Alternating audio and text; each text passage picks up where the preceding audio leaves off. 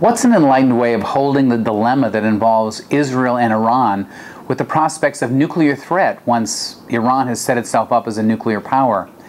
It's easy to panic over such a prospect, to assume the worst, to think that Iran would use nuclear weapons as a way of holding Israel hostage.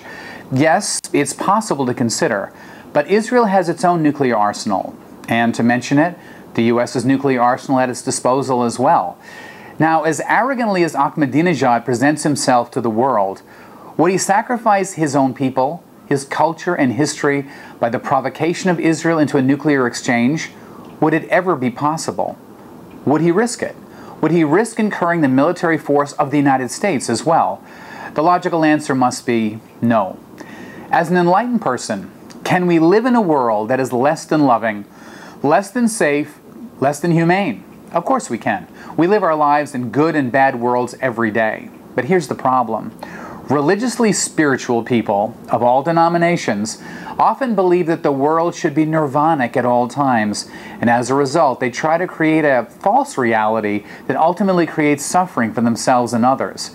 Most religions believe in their scriptural way of living, and the more intensely orthodox, they look upon others as the lost ones, the unfaithful.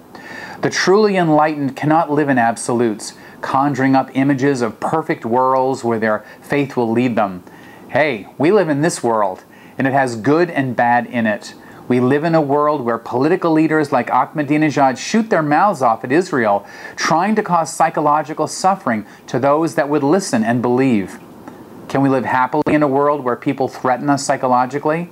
Of course we can, as long as we really are developing deeper and deeper faith within our own minds. Prayer, good acts in the world, optimism, all of these build faith, and I highly recommend you attend to these and listen far less to the arrogant and unfounded threats of little people. And that's something to think about. I'm W.J. O'Reilly.